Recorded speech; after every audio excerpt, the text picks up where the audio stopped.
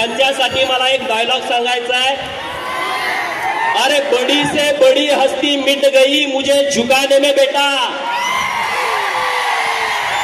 अरे बड़ी से बड़ी हस्ती मिट गई मुझे झुकाने में बेटा, तू कोशिश भी मत करना तेरी उम्र जाएगी मुझे गिराने में। अरे तुम्ही सगळेजण गोपीचंदला टार्गेट करताय। गोपीचंदला टार्गेट करण्याचं कारण काय आहे?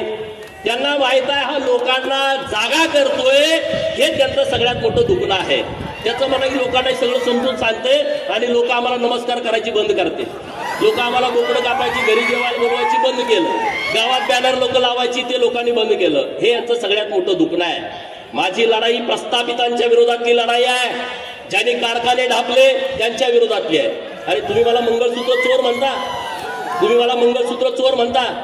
जयंतरावला माझा सवाल आहे, तुझ्या कितव्या नंबरच्या बायकोचं मंगळसूत्र मी चोर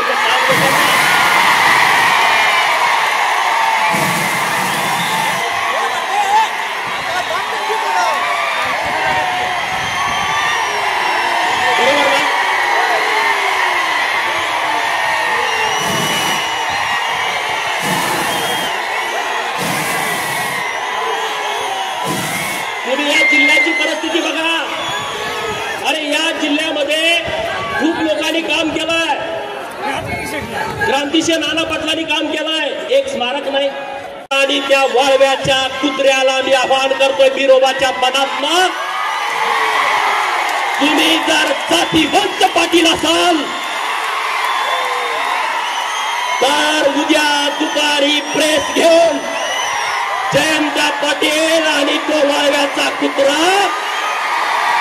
मला टायमिंग देईल, टायमिंग।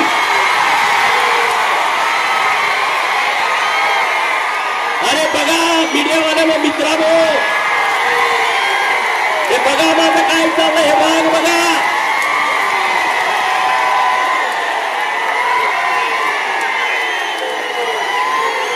माझं वाक्य पुढचं ऐकून घ्या। जयंत्या आणि वाळव्याच्या कुत्र्यानं उद्या मुंबईमध्ये सांगलीमध्ये प्रेस घ्यायची आणि त्यांनी सांगायचं गोपीचंद पडळकरला ईश्वरपूर मध्ये यायचं की वाळव्यात यायचं, दिनांक वार आणि वेळ मला सांगा, मी तिथे येतो, बरोबर ना? माझ्याकडे पोरं यायची गरज नाही रे, ती तुमच्यात हिंमत नाही डरपोकानो, पण मी तुम्ही सांगाल तिथे येतो, हे मला तुम्हाला सांगायचं आहे। जायचं ना? जायचं का? मीडियावाल्यांना माझी विनंती आहे, त्याला सांगा असं गोपीचंदला बदनाम करून भीती घालून गोपीचंद थांबणारा माणूस नाही आहे। गोपीचंद फकीर माणूस आहे ना, मला आगे ना पिछा। तुम्ही मला किती जरी बदनाम करण्याचा प्रयत्न केला तर मी घाबरत नसतो। अरे मेरे जैसा बनने की तुम छोड़ दो, अरे मेरे जैसा बनने की तुम छोड़ दो, क्योंकि शेर पैदा होते हैं बनाने नहीं जाते, बरोबर ना? कुत्री अशी बोलक्याने येतात। मगाशी संदीप बाबा बोलले ते शिकारी कुत्री नाही, ती गावठी कुत्री आहेत, आणि अशा गावठ्या कुत्र्यांना मी तुडवतच इथपर्यंत आलोय। अरे या महाराष्ट्रातल्या प्रस्थापितांच्या विरोधामध्ये मी भूमिका घेतो, ज्यांना मी लवत नाही, ज्यांना मी नमत नाही। त्या विधान भवनामध्ये पण गोंधळ झाला, सगळ्यांनी माझ्यावरती टीका। अरे पर एक फडतूस माणूस तिथं विधानसभेच्या आमदारांना एवढ्या गर्दीमध्ये वाकडं बोलतोय, वाईट वाईट बोलतोय, मग त्याच्या काय पाया पडायचं का? त्या तज्ञांनी त्याच्यावर मतच व्यक्त केलं नाही। हे महाराष्ट्रातले तज्ञ स्वतःला समजतात ना, घरात त्यांना बायका जेवायला देत नाही तर ते तज्ञ असतात। ते म्हणे गोपीचंद पडळकरला विधान भवनाची आबरू घाला। अरे मी आबरू वाचवली?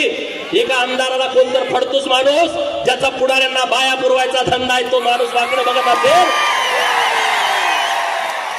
आणि मी आमदारकीला भेट नाही रे, अशी आमदारकीला मी भेट नाही। माझा जन्म मी मागे सांगितलं होतं आमदार खासदार आणि मंत्री होण्यासाठी झालाय, त्याच्यासाठी मी भेट नाही, त्याच्यासाठी मी काय असं करत नाही वेगळं काहीतरी प्रयत्न. अरे जगच्या लोकांनी मला सन्मानपूर्वक महाराष्ट्राच्या विधान भवनामध्ये पाठवलाय. जगच्या लोकांचं विरोधाच्या बलातनं मी जाहीर आभार व्यक्त करतो, जाहीर आभार व्यक्त करतो. कारण ही माझी शेवटची निवडणूक होती, ही निवडणूक माझी शेवटची होती. कारण मी 2009 विधानसभा, 2012 जिल्हा परिषद, 2014 विधानसभा, 2019 लोकसभा सांगली, 2019 बारामती विधानसभा आणि 2024 जत विधानसभा, 5 निवडणुका मी याच्या अगोदर लढलो होतो आणि आता 6 निवडणुका झाल्या. लोकांना वाटते गोपीचंद पडळकरला लॉटरी लागली. अरे जरा अक्कल जरा चालवा, डोकं जरा चालवा. अशी लॉटरी सगळ्याला लागत असते ना, सगळे नेते झाले असते. या सगळ्या लोकांच्यामुळे ही लॉटरी लागली मला. ही सगळी महाराष्ट्रातली मायबाप जनता आहे ना, त्यांच्यामुळे मला लॉटरी लागली आहे. आणि म्हणून सर्व लोकांना माझी हात जोडून विनंती आहे की चिंता करण्याचं कारण नाही. आज सगळे जिल्ह्यातले माझ्या विरोधात जतलाच येते. दुसऱ्या तालुक्यात जाऊन बघा, दुसऱ्या तालुक्यात बैठक नाही, मिटिंग नाही. गोपीचंदची ताकद किती आहे बघा. वसंतदादाचा नातू एकत्र, जयंत पाटील एकत्र, विश्वजित कदम एकत्र, सगळे एकत्र. ही माझी ताकद आहे.